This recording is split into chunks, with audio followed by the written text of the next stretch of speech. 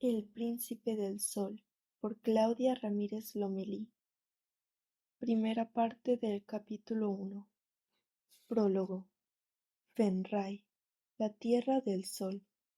Así era como se le solía llamar a este mundo hace un milenio. El sol estaba presente y era venerado por todos los habitantes del lugar. No se conocía la noche, no se conocía el frío.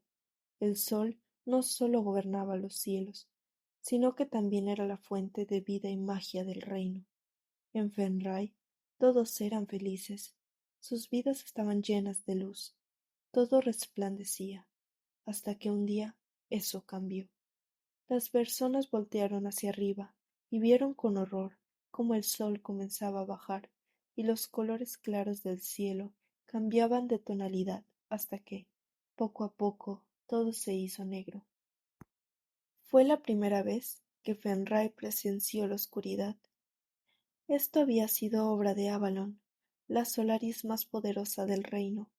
Se decía que no solo era capaz de manipular la energía del sol a su antojo, sino que también era una guerrera formidable, que era una mujer ambiciosa y que, como en su corazón no había luz, decidió que en el mundo tampoco debería haberla.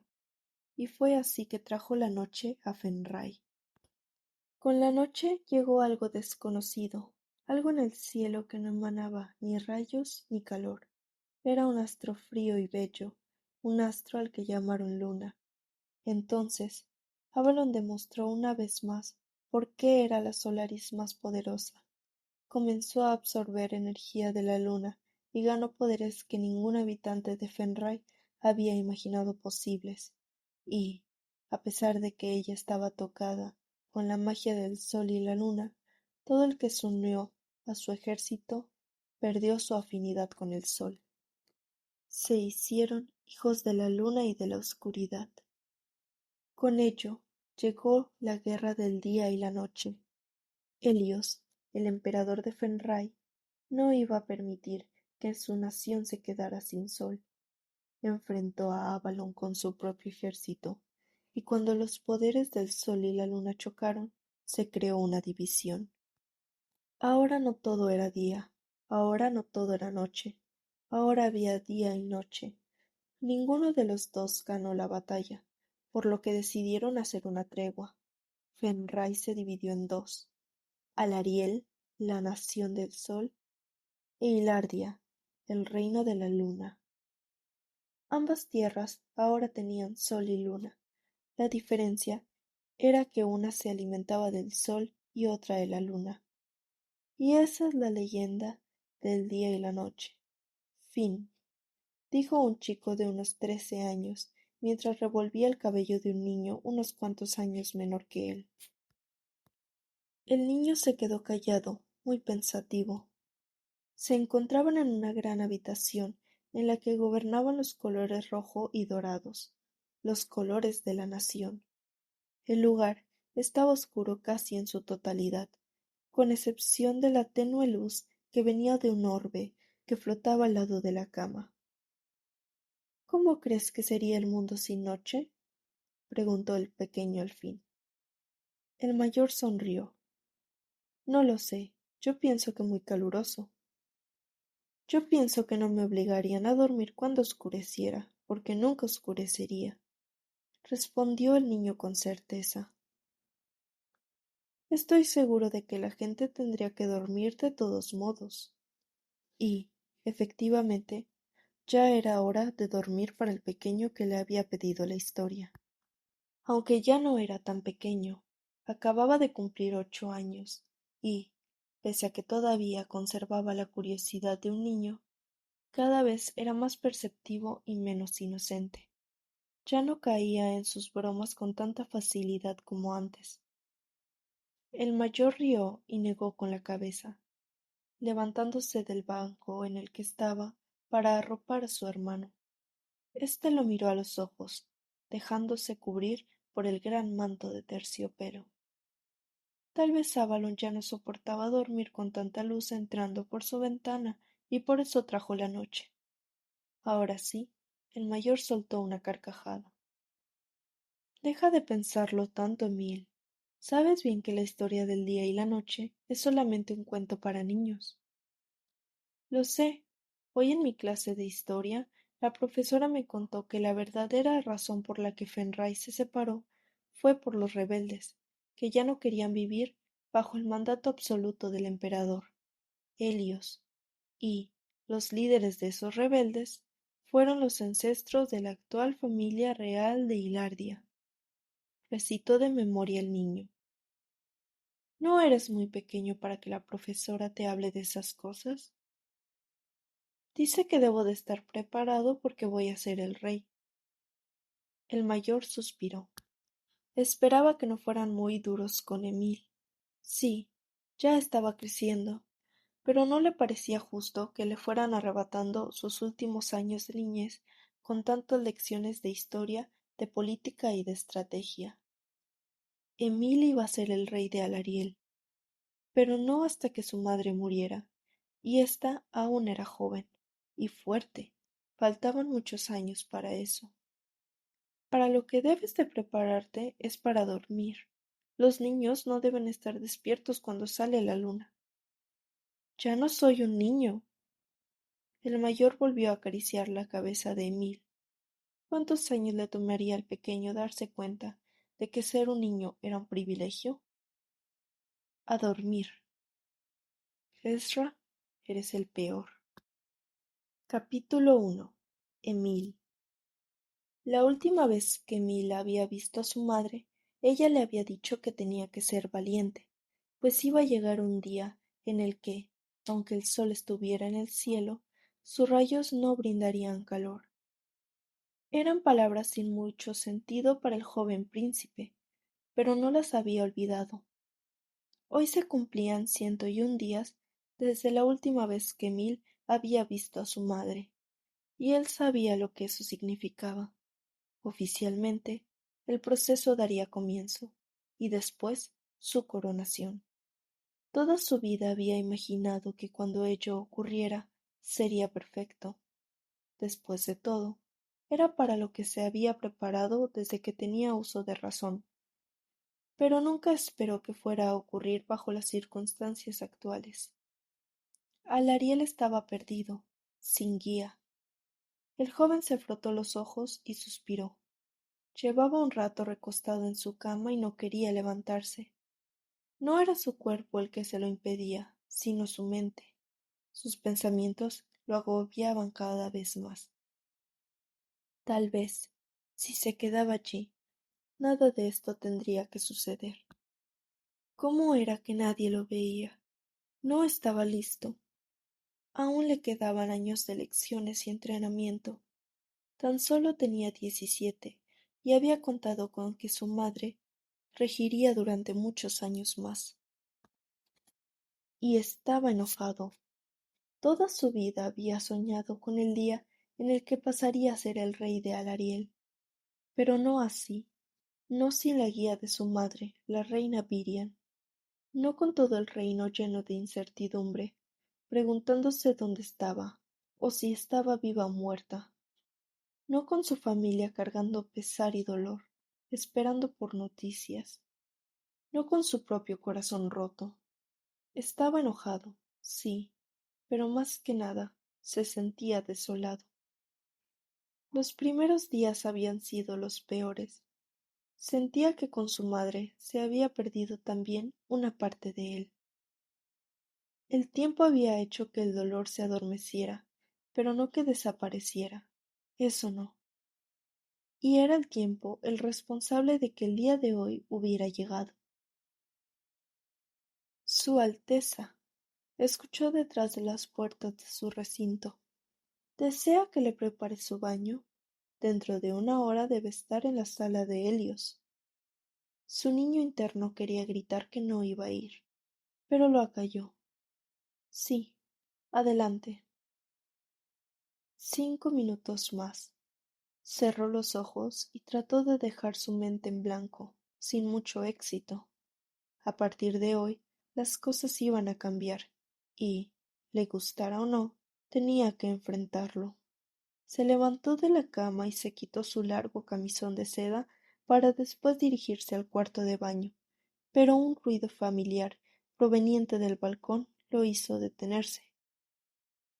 Sonrió y se dirigió hacia su gran ventanal para descorrer las cortinas rojas de terciopelo y abrir las puertas que daban al exterior, a sus jardines privados, que se supone que estaban vigilados por guardias en todo momento. Pero esta era una excepción. Todos conocían a Gabriel y lo dejaban pasar sin cuestionarlo o anunciarlo. Así era desde que ambos eran pequeños. ¿Gav? Preguntó Emil, asomando un poco la cabeza en busca de su amigo, pero solo vio las pequeñas piedras que descansaban en el suelo. Gabriel siempre lanzaba dos para llamar su atención. Tal vez quieras ponerte algo de ropa, Emil. Oh, por Helios, ¿está desnudo? Esa voz hizo que el príncipe retrocediera de un salto y se enrollara en una de las cortinas. Llevaba el camisón arrugado en su mano, apenas cubriendo un poco sus partes. Gabriel y Emil se habían bañado juntos desde que eran tan solo unos pequeños infantes, y habrían crecido entrenando mano a mano. El mejor amigo del príncipe lo había visto incontables veces sin prenda alguna, y ninguno de los dos le daba la importancia al asunto. Pero esa voz era la de Gianna. Emil se aseguró de estar bien enrollado entre las rojas cortinas. Gianna definitivamente no lo había visto desnudo, pero no se dio mucho tiempo para avergonzarse, pues una duda rondaba en su cabeza. ¿Qué hacía ahí? Es decir, sabía que Gianna y las demás viajarían a la capital para la ceremonia del proceso, pero pensó que llegarían directo a la sala de Helios. No se había preparado mentalmente para verlas. Esta era otra de las razones por las que estaba enojado con toda esta situación. Nunca antes había tenido que prepararse mentalmente para verlas. Ellas eran sus mejores amigas. Ellas no. No está desnudo. Ya está envuelto en los colores de la nación, listo para hoy. Se escuchó una cantarina voz familiar, la de Elion. Fue a la primera que vio, Elion, con su habitual sonrisa y su cabello del color de las cenizas, tan liso que era imposible de controlar. La siguió Gianna, cruzada de brazos y desviando la mirada, y justo detrás venía Mila. Si hubiera tenido algo de ropa encima, habría corrido a abrazarlas. Hacía varios meses que no las veía y las había extrañado muchísimo. Llevaba toda la semana preguntándose si las cosas podrían seguir como siempre después del proceso, y aunque sabía que la respuesta era negativa, la esperanza seguía ahí. ¿Qué hacen aquí? Fue lo único que atinó a preguntar. Pues, ¿qué más? Teníamos que verte antes de la ceremonia, respondió Elion como si fuera lo más obvio del mundo. Pensamos que sería mejor vernos antes de estar frente a todos los adultos, para hacer la situación menos... Mila parecía estar buscando la palabra correcta para terminar su frase. Sus enormes ojos azules sonreían más que el resto de su cuerpo. Incómoda, añadió Gabriel. Ante este comentario, Gianna le propinó un fuerte codazo en el brazo a su hermano, aunque éste ni se inmutó. Chicas, lo siento mucho. Yo jamás esperé que esto fuera a pasar. Se disculpó el joven príncipe, consciente de que el comentario de Gabriel no había sido del todo desatinado. Oye, nada de esto es tu culpa. Lo sabes, ¿cierto? Dijo Mila, apoyando su mano en el hombro de Emil. Lo sabía, no era su culpa, y tampoco podía culpar a nadie. No era como si su madre hubiera desaparecido a propósito. Ella era la persona más valiente, fuerte y dedicada que conocía. No se habría fugado así como así, sin decir nada, sin dejar rastro, sin despedirse. En esto todos estamos de acuerdo, pero, Emil, ¿podrías vestirte? Preguntó Gianna, Al parecer la idea de que el príncipe estuviera bajo la cortina desnudo la abrumaba. Incluso parecía estar sonrojada, aunque su piel morena lo disimulaba.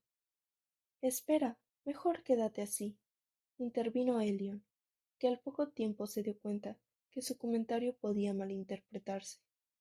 Tosió disimuladamente. Es decir, sí, Emil, tienes que vestirte. Pero ahora tenemos el tiempo contado. Nuestros padres seguro ya habrán mandado a los guardias a buscarnos. Emil rió. Ya me parecía extraño que estuvieran aquí. Debí suponer que vinieron a escondidas. Exacto. Mi mamá me va a matar si no estoy en la sala de Helios pronto, chilló Gianna, abrazándose a sí misma mientras aprovechaba para mirar hacia todos lados. Elion, dile ya. Bien. Seguramente el día de hoy tendremos los ojos de todo el castillo encima. Así que nos escabullimos para decirte dos cosas.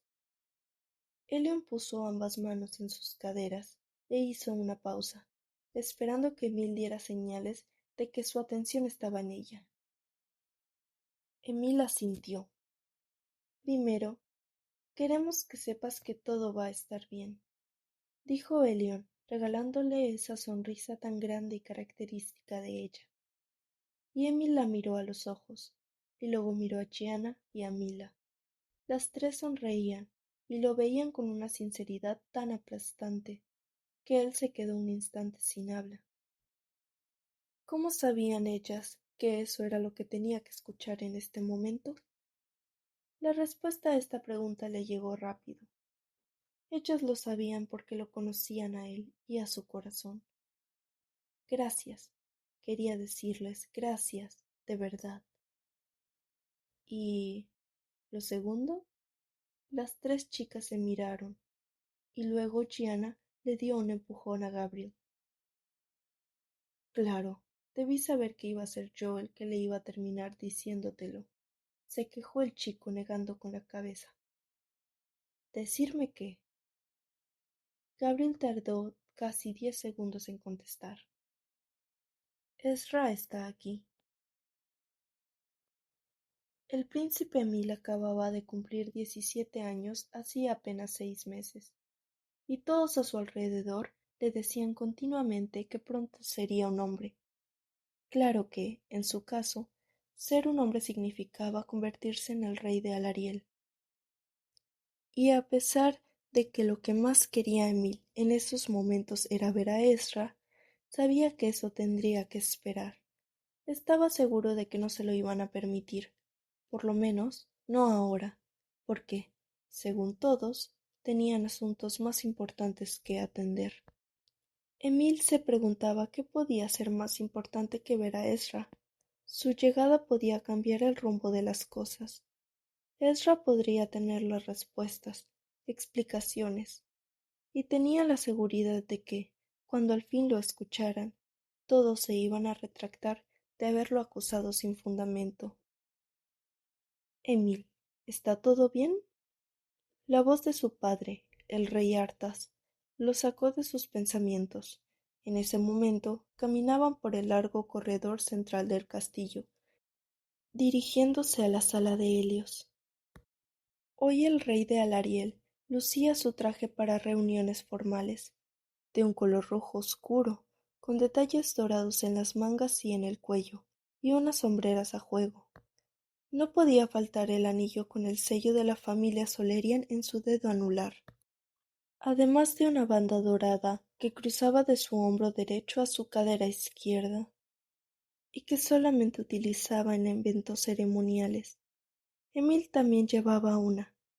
De hecho, hoy su atuendo era sumamente parecido al de su padre, solo que el suyo no tenía hombreras. Jugueteó con su propio anillo, mirando su símbolo. Era un medio sol atravesado por la inicial del apellido real, y la banda estaba adornada con laureles. No quería agobiar a su padre en ese día tan importante, pero tampoco podía quedarse callado. Sigo pensando que esto se debe posponer. Además, Ezra ya está aquí y ya está siendo interrogado. Tú no tienes nada de qué preocuparte, dijo Arthas interrumpiéndolo. No pueden tratarlo como a un criminal, exclamó Emil, tratando de no armar un escándalo. Es mi hermano. Arthas simplemente suspiró, pero siguió caminando, lo que ocasionó que el joven quisiera correr y plantársele frente para detenerlo, aunque optó por no hacerlo y siguió tras él. Sabía que su padre realmente no tenía mucho control sobre la situación de Ezra. Tienes que concentrarte en los asuntos del reino, hijo. El día de hoy, lo más importante es presentarte oficialmente ante las candidatas. Candidatas. Si su padre había querido desviar su atención del asunto de Ezra, lo había logrado. La sola palabra hacía que Emil quisiera retorcerse. Agradecía al mismísimo Helios que las tres lo hubieran visitado antes de la inevitable reunión, pues, de no haberlas visto, estaba seguro de que no podría ni siquiera darles la cara cuando entrara a la sala. Preferiría que no las llamaras así, dijo sin más. Estaba actuando como un niño berrinchudo. Pareciera que todo le molestaba. Y sí, todo lo que había sucedido y estaba por suceder lo tenía muy alterado. Sé que las circunstancias no son ideales, pero Arta se detuvo y se dio la vuelta para ver a su hijo a los ojos. El reino necesita un guía, necesita su legítimo rey. Y eso Emmy lo tenía claro. Hacía algunas semanas había comenzado a requerir su presencia en las juntas del consejo, cosa que nunca antes había ocurrido, pues lo consideraban demasiado joven para enterarse de los asuntos más serios de la nación. Pero ahora que su reina madre estaba desaparecida, era su deber empezar a empaparse de los problemas, las revueltas de los rebeldes, los tratados y cualquier asunto con el que el Ariel tuviera que ver. Durante esos meses, el rey Artas se había involucrado más en los temas de la nación, pero, dado que él era el consorte de la reina, realmente no tenía derecho al trono cuando había un heredero legítimo. El problema era que, para que la coronación pudiera ser oficial, el heredero debía estar casado. Y si se lo preguntaban a Emil, era la regla más estúpida que los grandes ancestros habían puesto en papel. No quiero casarme. Ya hemos hablado de esto. Pero, ¿y si ellas tampoco quieren casarse? No las podemos obligar, dijo, tratando de contener el volumen de su voz. Yo, como futuro rey, puedo asumir mi responsabilidad, pero ellas no tendrían que estar comprometidas en esto. Su padre suspiró. Le hemos dado vueltas al asunto muchas veces, Emil. Deberías agradecer que tus amigas son posibles candidatas. Si yo no las hubiera elegido, estoy seguro de que tu tío hubiera arreglado tu matrimonio sin darte la posibilidad de elegir. La principal razón por la que las tres calificaban como candidatas era porque tenían poderes del sol. El dinero y el renombre de la familia no eran lo principal, sino que fueran Solaris. La familia Lloyd, la de Jana y Gabriel, sí era una de las más ricas e influyentes de todo el reino, pero los casos de sus otras dos amigas eran distintos.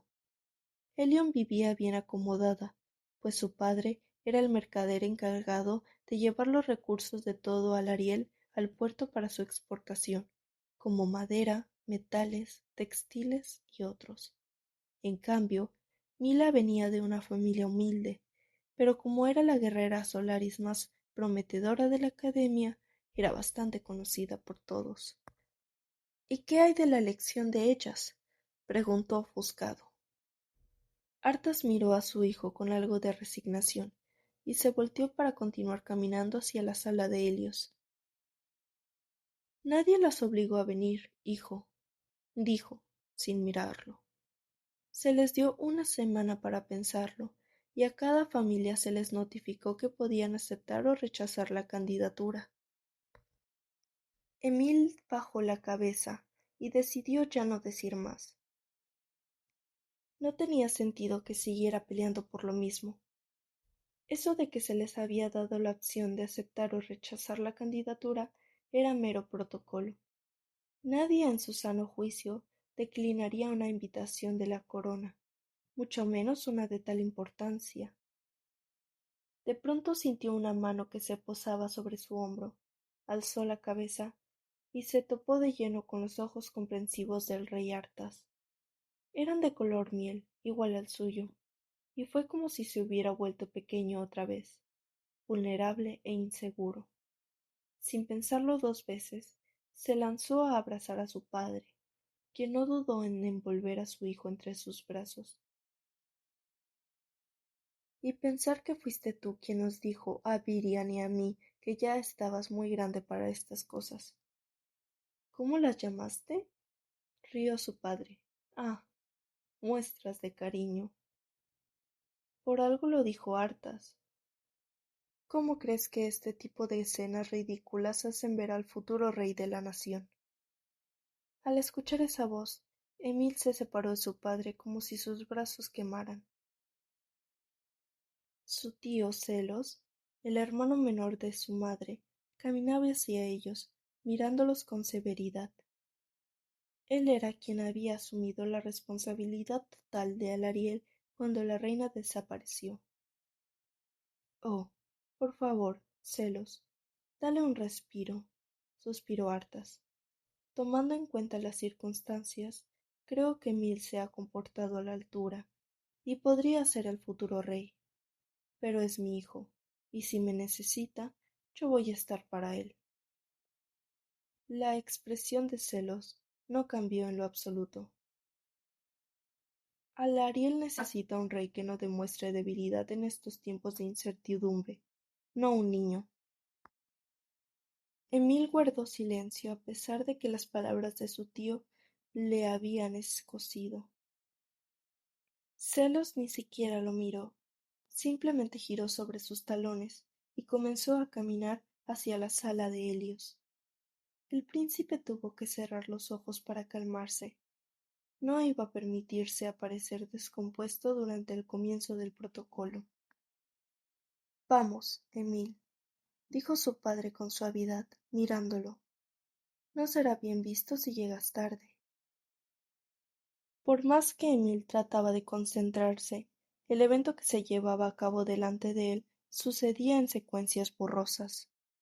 Cuando su padre y él habían entrado a la sala, todos los presentes habían hecho una reverencia con la cabeza. Hacía algunos años, Ezra le había contado a Emil que antes exigía que los habitantes de Ariel se arrodillaran hasta el suelo en la presencia del monarca, pero su madre, la reina Virian, había anulado esa norma, pues le parecía que con una sutil reverencia era más que suficiente. Ah, cuánto la admiraba y cuánto la extrañaba.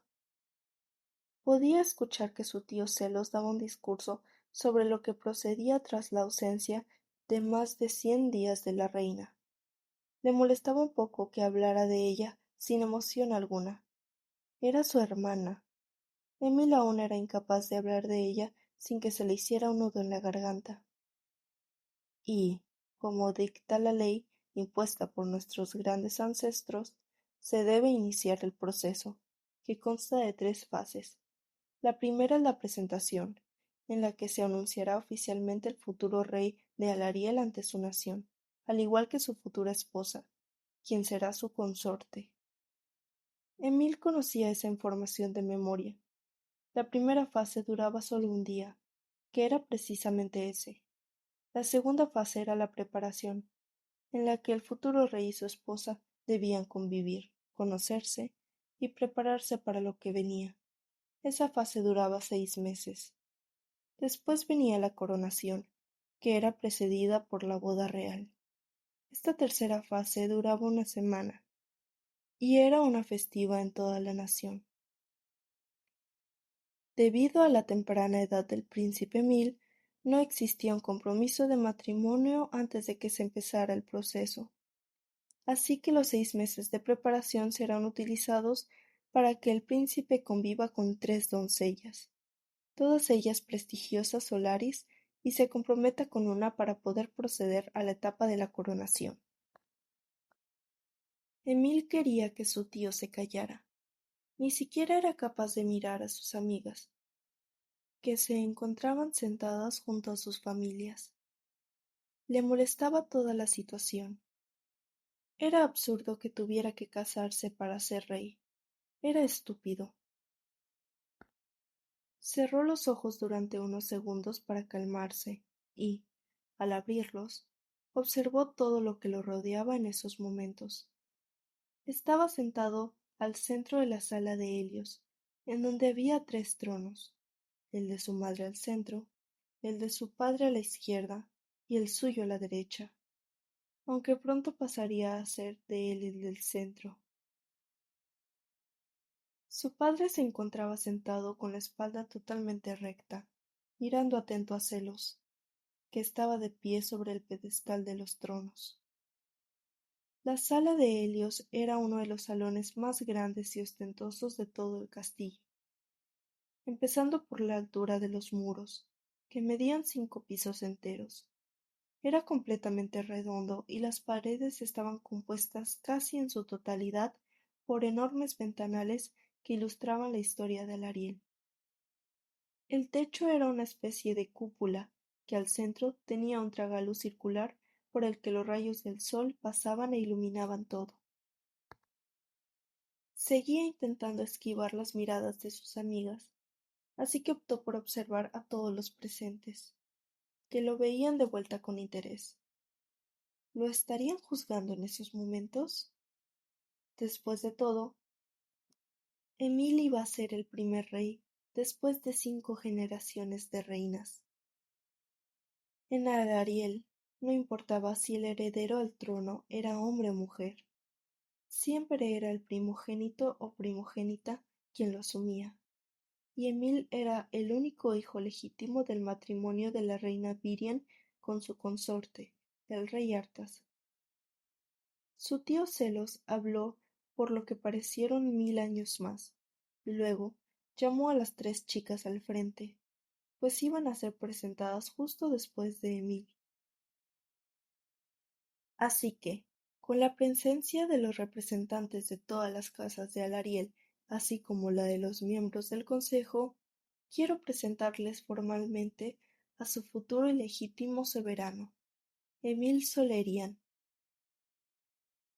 Emil se puso de pie y trató de ostentar todo el porte que sus padres siempre lucían con tanta naturalidad. Vio cómo todos los presentes hacían una reverencia con su cabeza, y después, al fin, posó sus ojos sobre sus 3 amigas, quienes ahora estaban justo frente a él. Mila, con su semblante tranquilo de siempre. Elión, quien se veía inquieta, pero trataba de ocultarlo. Gianna, que lucía como la elegancia personificada. Y Emil lo supo con certeza. No podía obligarlas a hacer esto. Las adoraba, y no iba a permitir que fueran privadas de sus vidas para cumplir con una ley arcaica y sin sentido. No sabía cómo, pero tenía 6 meses para evitar la boda. La coronación se realizaría, sí, pero bajo sus propias condiciones.